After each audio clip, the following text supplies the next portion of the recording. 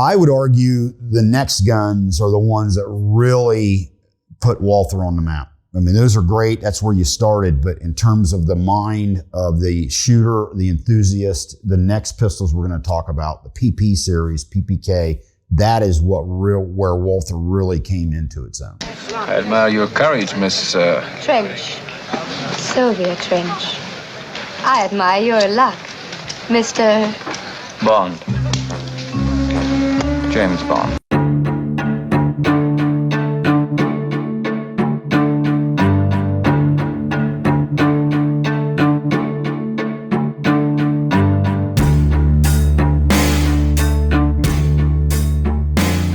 Welcome to the Make Ready with the Experts podcast. I'm your host, Fernando Coelho. We're here at Panteo Studios bringing you the very best from in and around the firearms industry, covering topics like guns, gear, firearms training, self-defense, and so much more. Everything from industry insights about the latest gear and training techniques to hunting, survival, and empty hands. But this isn't just about the guns, folks. This is about the stories. The military, law enforcement, and civilian stories of heroics protecting our country, fellow citizens, friends, and neighbors.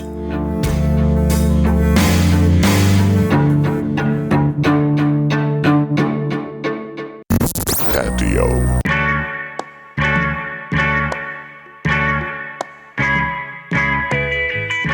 MakeReady.tv is the official website of Panteo Productions and features over 5,000 segments from world-famous instructors. With new video titles added each month, MakeReady.tv is widely known as the Netflix of firearms training. However, we really do go beyond that. We have survival series, we have empty hands, we have edged weapons, we cover armorer skills, we've done documentaries, even medical, and hunting. With your subscription, you will have access to an extensive library of videos. To be quite honest, we got a lot. Be sure to visit MakeReady.tv and subscribe today to stream our exclusive content to any device, anywhere, anytime. This is content that just may save your life or the life of someone you love.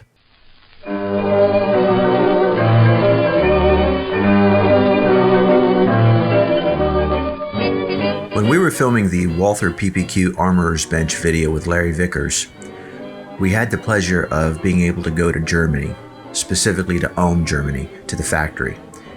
The folks at Walther wanted to do a segment on the history of Walther, so what better place to do it than the factory? So here is a segment that we shot with Larry Vickers and Peter Dallhammer. Peter is their product manager, and he is an expert in all things Walther. So Larry sat down with Peter, and Peter gave us some history on the various Walther pistols. Here's that sit down.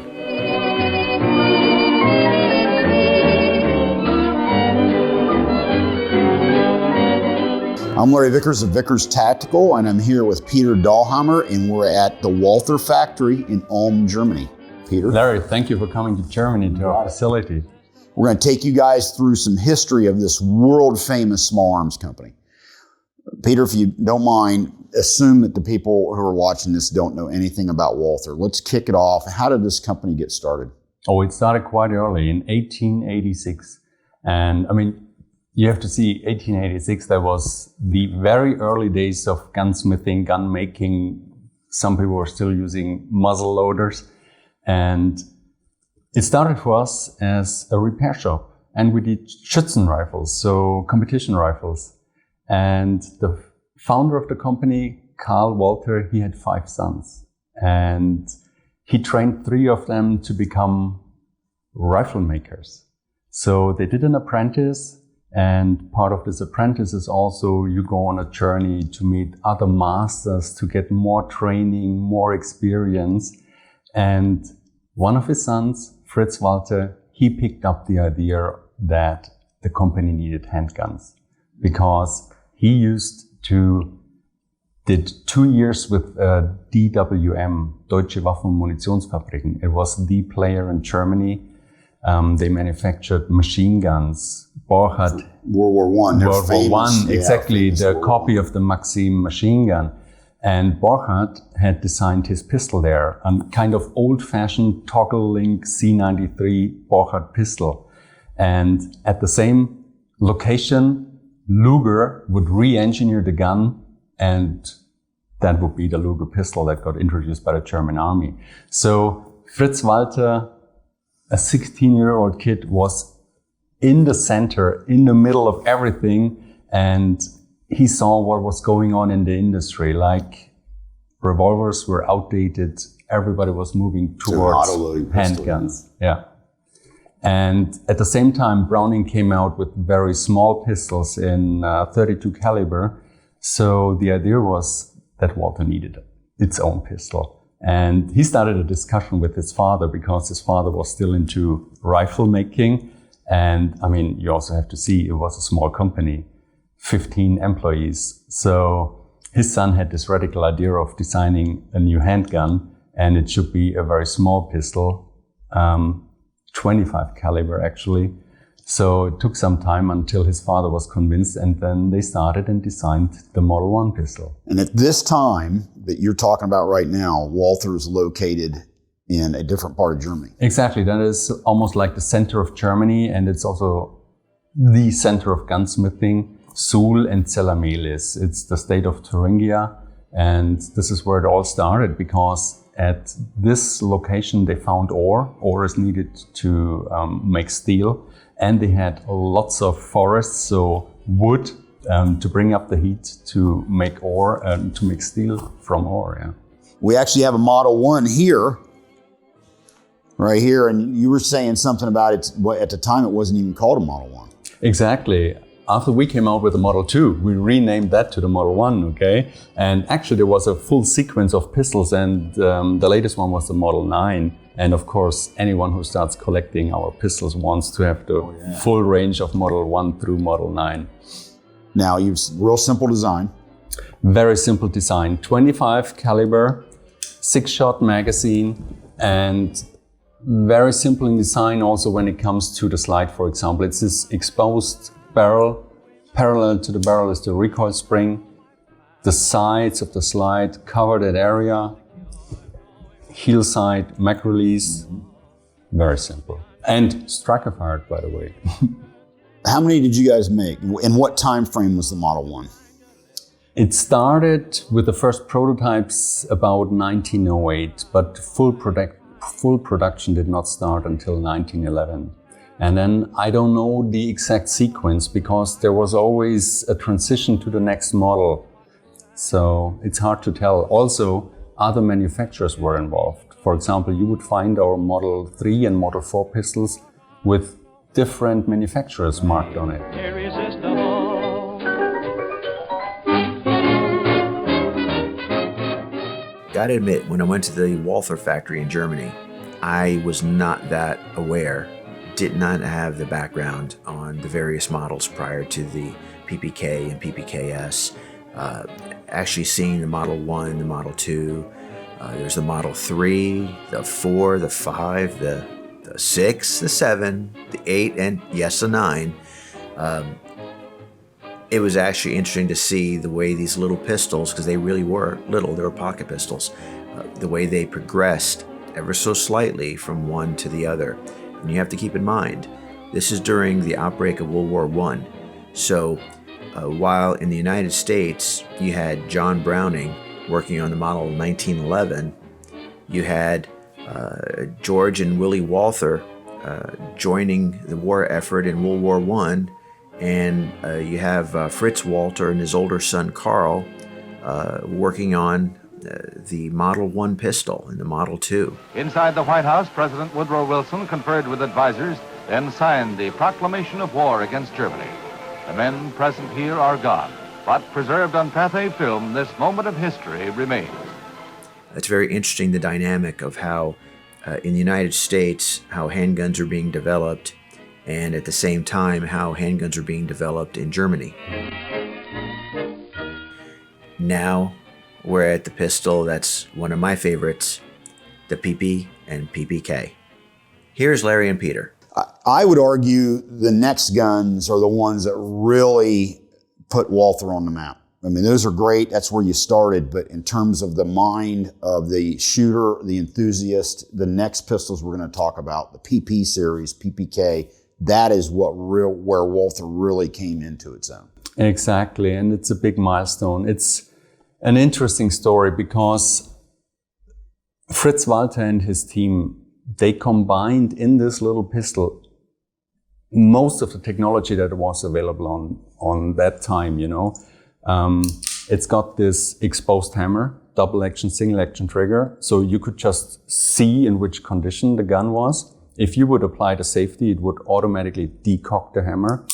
It's got a loaded chamber indicator, a left side mag release, and also a very attractive design. Absolutely, real sleek. The lines blend together real well. Yes, yes. And, you know, it's not about what a company can do. It's always what the customer wants to have. And it's also not about them and us. It's a we. And this is also what we do today. It is, we are involved in the business. We are shooters and we have a lot of input from the market. And when you look at this pistol, you see the result. It's the perfect design. It's an iconic pistol. Yeah. Now, I would argue for the guns in this category, it's the most famous handgun in history and widely copied. Russian Makarov, essentially a dead-on copy of the Walther, PP series per se. PPK, which a lot of people are aware of, is a shortened version, correct? Correct. Shorter barrel and slide, and the grip is more compact. The grip panels, they will cover the rear end also, so there's no metal backstrap on a PPK pistol. And the PPK came out 2 years after the PP. So the PP was introduced in 1929, and 1931 it was followed by the PPK. And PP stands for? Polizeipistole, which is police pistol, and Polizeipistole Kriminal, which is the plainclothes or the detective's pistol. Wow, cool. One of the cool things about the PP pistol was the double action design. You have to think about when we're talking, the time period we're talking about. Here we are in the 1920s, and you talk about a double action today and that's the norm, or back then it really wasn't the norm. So here we had Walther doing a double action pistol in the form of the PP. Then of course, as Larry mentioned and Peter mentioned, the PPK was the smaller derivative of the PP. I admire your courage, Miss... Trench. Sylvia Trench. I admire your luck, Mr. Bond. James Bond. Something else that was going on at the same time is Walther was also dabbling in shotguns and small bore rifles. The Model 1 and Model 2 are examples of that. Another thing to keep in mind, while this is happening, we are now going from the 1920s into the 1930s, and Walther was growing as a company. Actually, Walther in 1925 created their own healthcare plan system for their employees. They actually provided a bus for their employees to be able to get to work.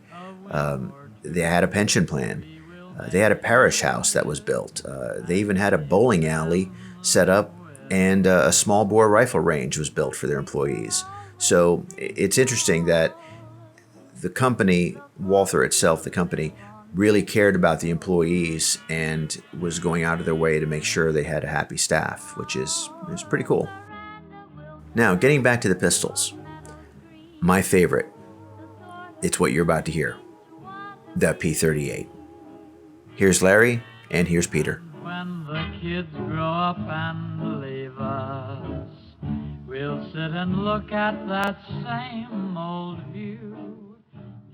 The next gun we're going to talk about, I would argue, now that's a historic gun, certainly in the Walther realm, because of James Bond and whatnot, people think of that. But the next one, in terms of Walther's impact on the small arms industry in general, has to be the most famous handgun, the most famous weapon that Walther ever made, which would be the P38. It is the successor of the Luger pistol. And if we are going about designing a new handgun today, we would go the same way, still go the same way, which is you look at what the market needs, what is available, and then you combine all these features into a new product. And the P38 is based on the Luger pistol. So the German army said, we need a new pistol which is easier to manufacture, less machining required, parts got to be interchangeable, but then of course it must have almost similar feature like the old army pistol. And this is why this gun has an exposed barrel, and the takedown lever is at the same spot like the Luger used to have the takedown lever. Most of the features on the gun, like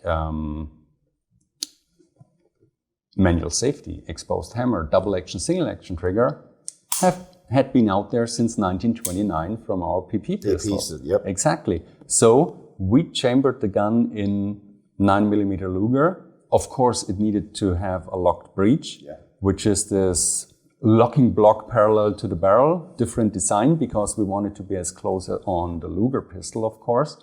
So we couldn't use the same features like the Browning pistols had at that day.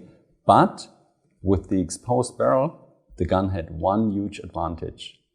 In case of a barrel obstruction and a bulge barrel, you still could use the gun. Yeah. Because the slide doesn't encompass the whole Exactly.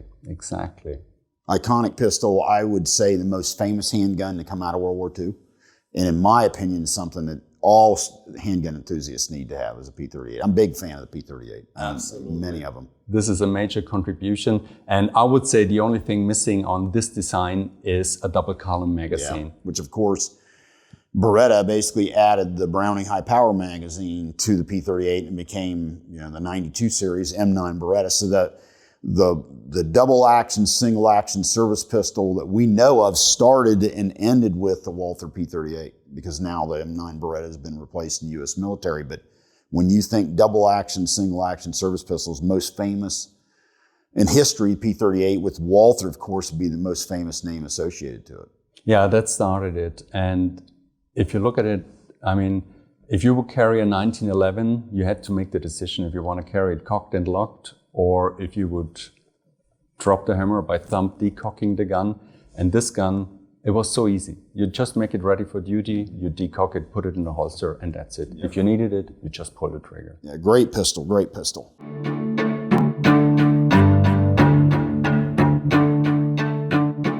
Our streaming video subscribers of MakeReady.tv will now get exclusive access to the video versions of our podcasts. In addition, subscribers will have access to our episodes before they air on iTunes or any other free platform. Be sure to visit MakeReady.tv and subscribe today to stream our exclusive content to any device, anywhere, anytime. I'd like to give a shout out to one of our key sponsors, Walther Arms. We've had the pleasure of working with the folks at Walther on numerous projects. They've been a supporter of ours, and we love what they make. Heck, we've even been out to their factory in Ulm, Germany, and had a chance to look, behind the curtain and see what they have in the works, and gotta admit, pretty impressed. So, thanks to the folks at Walther, we have a discount code for you. Looking for some clothing? Save 20% off. Use the code MAKEREADY during checkout.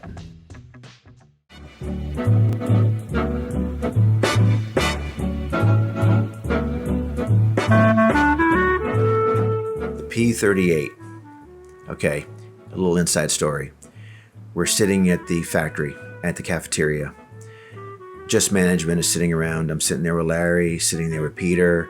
The CEO is there, and we're all talking. And what do we start talking about? When is Walther going to bring back the P38? I'm tossing in their direction the need to start spooling up and making tons of P38s. And Larry says they should do the P38. And they're looking at us like we're crazy. But come on, guys. Walther, are you listening? P38 for the U.S. market. Come on now. Do it. Now, P38. We're going to take a very long leap forward. We're going to skip over World War II. We're not going to talk about that right now. That would be for a longer documentary that's in the works. We'll talk about the Americans and the Soviets and things that happened in Germany during World War II. We'll get into that later at another time. But later we'll also maybe talk about the TP and the TPH, other pistols that need to be spoken about, but not now. The P5, another good pistol. But there's going to be a new generation. And that's the next thing that Peter and Larry talk about. You guys no longer make the P38. Exactly. I wish you did. Really great gun. Fast forward now, polymer handguns. All right, 1990s. Where's Walther at that time? Yeah, we were coming from a history of a long history of 9mm pistols, starting with the P38, and then the sibling of it is the P5 pistol, same locking mechanism. And then we had in the 80s a P88 pistol, aluminum frame. And in 1993, the company got acquired by Umarex. So new owners, new ideas. And the time had also changed. So there was polymer technology available.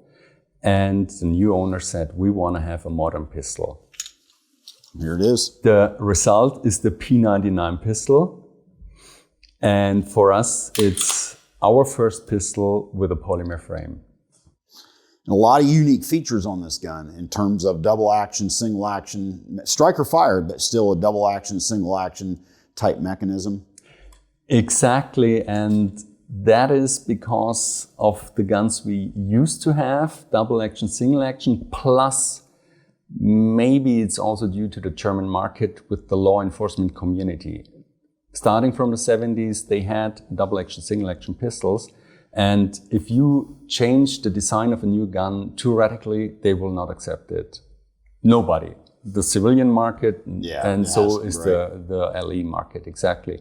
So that's why we said we want to have a pistol with polymer technology, but with the features of double action, single action guns that everybody knows. And the result is the P99 pistol. And for example, if you were wondering why we have this opening at the rear end, what we actually see here is the striker. Yeah, and with the gun having a double action, single action capability, you actually want to have an indication in which condition the firing mechanism is. So if you see the rear end of the striker, it's fully cocked. It's fully cocked. It's single action.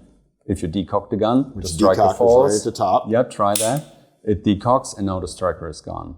Exactly. So we combined all that into polymer frame and it was quite well received on the market. Yeah. It's still being made to this day here in Germany. Exactly. The cosmetics of the gun was revised a few times. Interesting, this gun was much more influential than a lot of people know because there are popular handguns sold by other companies now in the United States, which are essentially copies or clones or whatever of the P99. Yeah, it is difficult out there. But on the other hand, it tells you we were on the right track. Absolutely. Plus, it tells us we are an innovative company and others are following us. We have created some trends on the market. It started in the 30s and with double action, single action.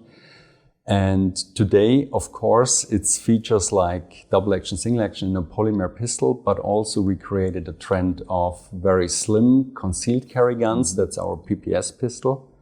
And in 2019, we created a brand new trend, which is going back to steel. Yeah.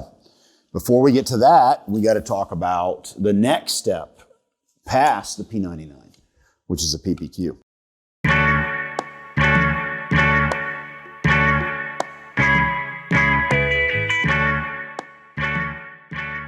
The P99. I have a little bit of a side story on the P99. I was actually involved in testing some pistols that were based on the P99. It was the Smith & Wesson S&W 99. This is going back into the late 90s. I had the opportunity to work on some load development. I was in the ammo business, and with Triton Cartridge, I was working directly with Paul Liebenberg. Paul Liebenberg at the time was working at Smith & Wesson. And Smith & Wesson had the S&W 99, which was essentially the P99 with a different slide. And they had recently launched the 356 TSW cartridge. The 356 TSW was basically at 9x21.5. At the same time that was out, SIG released the 357 SIG.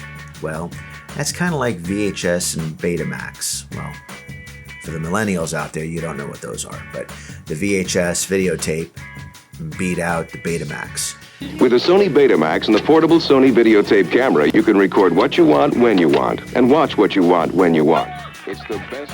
The 356 TSW was sort of the Betamax, and 357 SIG was the VHS tape. Well, at that time, the folks at Smith & Wesson wanted to resurrect the 356 TSW. Actually made sense because it was essentially a long 9mm, whereas the 357 SIG was essentially a bottleneck 40, so you had better magazine capacity with the 356 TSW. So Paul sent me 2 of their S&W 99s, originally 9mm, but they were chambered for 356 TSW, and we actually started doing load development for this resurrected cartridge.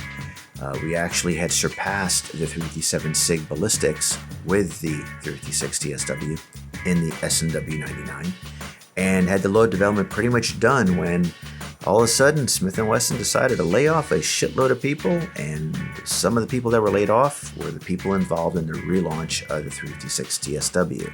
Thus, it died. That was it. People talk about it. Most people don't know about it. Kind of like the Betamax.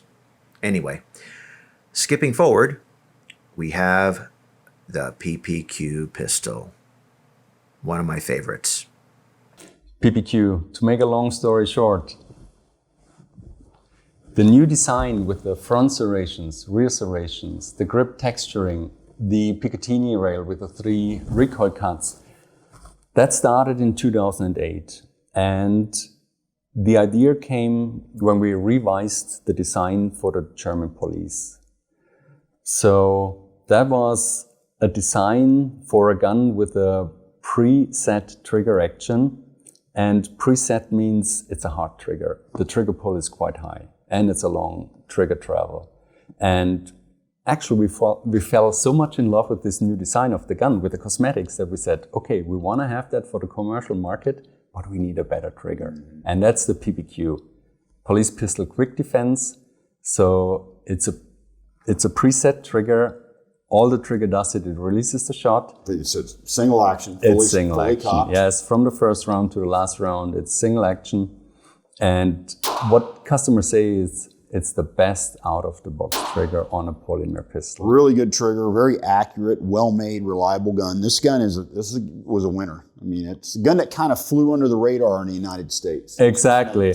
Dialed-in gun guys knew about the PPQ, but a lot of people, other than that, didn't. Yeah, some say it's the best kept secret in the gun industry. Yeah. It's a good gun. But for us, it's the flagship because it has all the features you're looking for in a modern pistol. It's an attractive design. It's got an adjustable grip size. We use interchangeable back straps. And that is another example for an innovative feature that we actually started. Yeah. Nice gun. Now, let's fast forward to the latest and the greatest from you guys, the steel frame.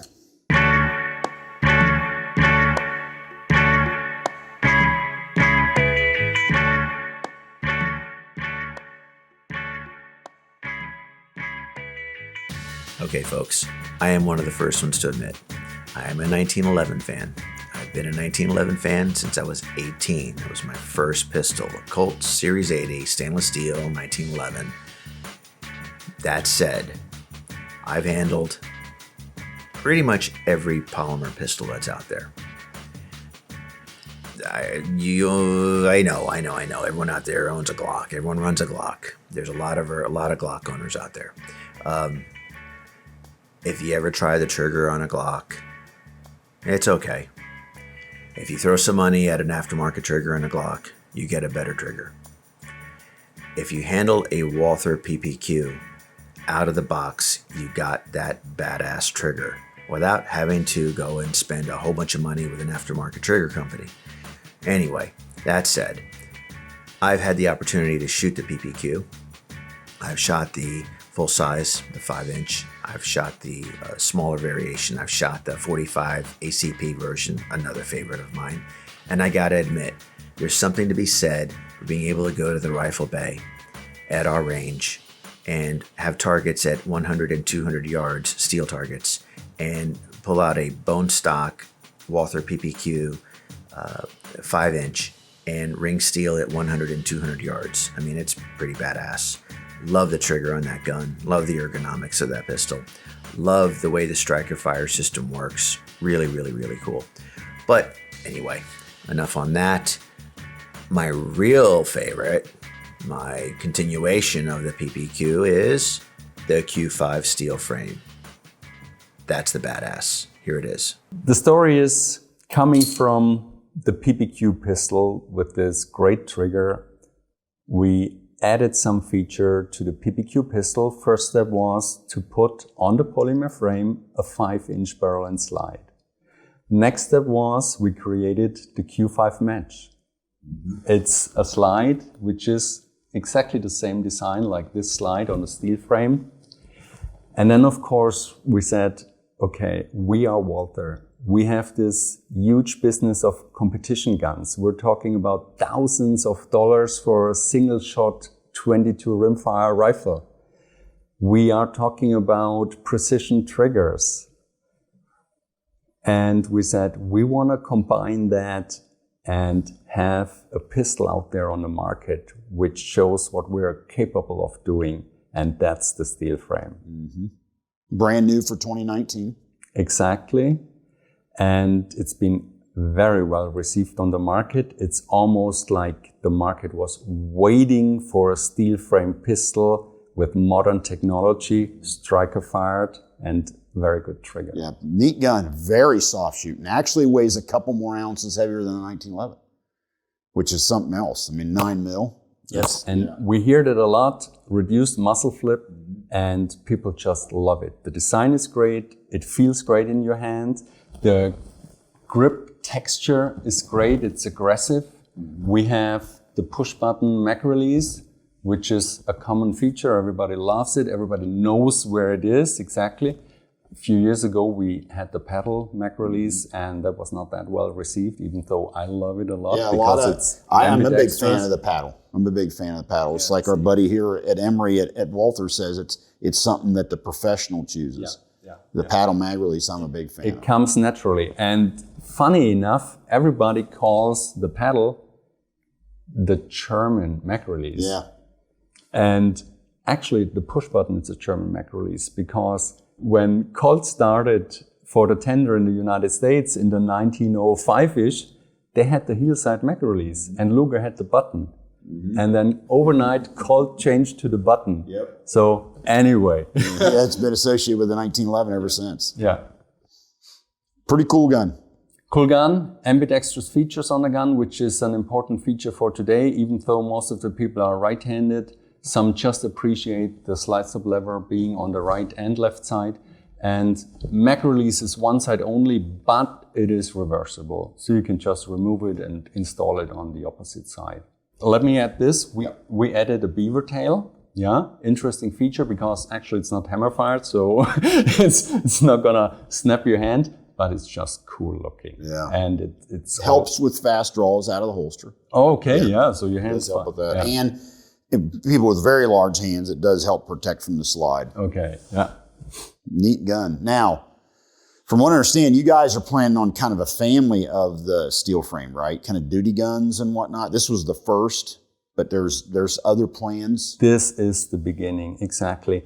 And I mean, when a company invests money in a new product and in the project, I mean, we're talking about considerable amounts of money, then you want to see how well it is received when you actually launch it. Because in the beginning, you can ask whoever you want and they will tell you, yeah, it's a great gun. I will buy it. And then you launch it and then you find out. Once they have to open their pocket. And this gun is a hot seller. So we want to expand that product line, the steel frame line.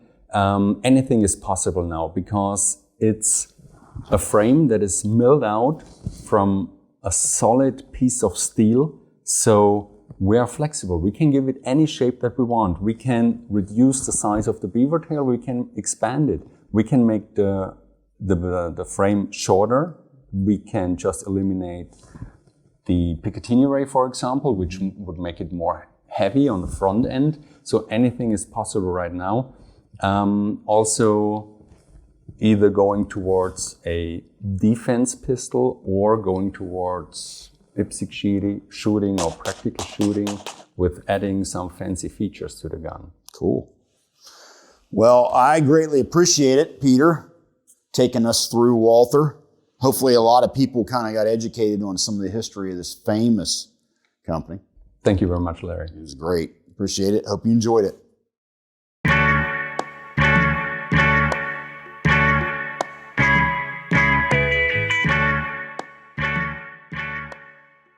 Q5 steel frame. That is a badass pistol. I mean, I really love that thing. We actually had the opportunity to film a short segment for Walther. It was a James Bond themed commercial where we have James Bond pull up in his silver Aston Martin DB11, go inside, go to his secret shelf. Shelf opens up. He puts away his PPK S, and he takes out his brand new Q5 steel frame, goes back out, gets in the Aston Martin, and drives away. I mean, it was fun filming that. We also had the opportunity to handle the Q5 steel frame both in Germany and after that when we came back to the States. The trigger on that pistol is phenomenal. It is badass. But what we did not cover in this video, but we did have a chance to actually see in Germany in the prototype stage, was the Q4 steel frame. The Q4 steel frame is a Glock 19-esque size pistol, but man, the ergonomics, the fit in the hand, it was wonderful. We had to keep our mouths shut until that thing came out. But it's out now, so we can talk about it. It is badass. If you like the Q5 steel frame, you're going to love the Q4 steel frame. So, you want to watch more? We have more.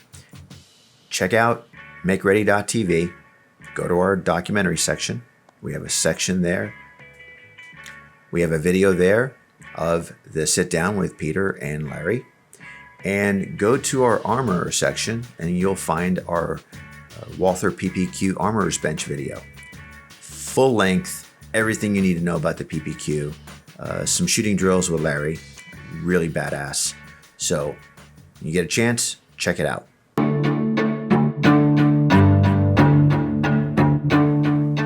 Thank you for listening to the Make Ready with the Experts podcast. We hope you enjoyed this episode.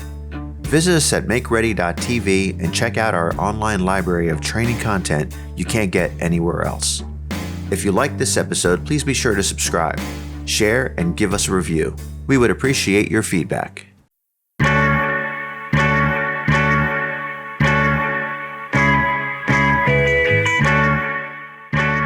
I'm Fernando Coelho, president of MakeReady.tv and Pantier Productions. You may know us from our videos, our firearms training, our survival series, and our documentaries. But now you will get the Make Ready experience in podcast form.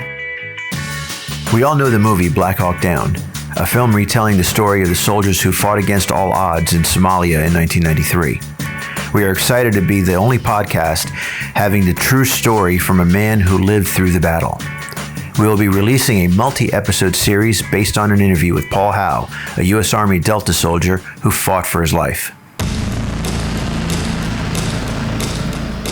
Today I want to talk with you about our nation's military involvement in Somalia. Dead American soldiers being dragged through the streets of Mogadishu near where the fighting was concentrated last night and early into this morning. Those kids could have been moved 5 feet to a doorway, had good cover, laid down just effective fire. Instead, he put them in a straight and undefensible position. And what happens at that point, they stayed there because they're good soldiers and they got hit.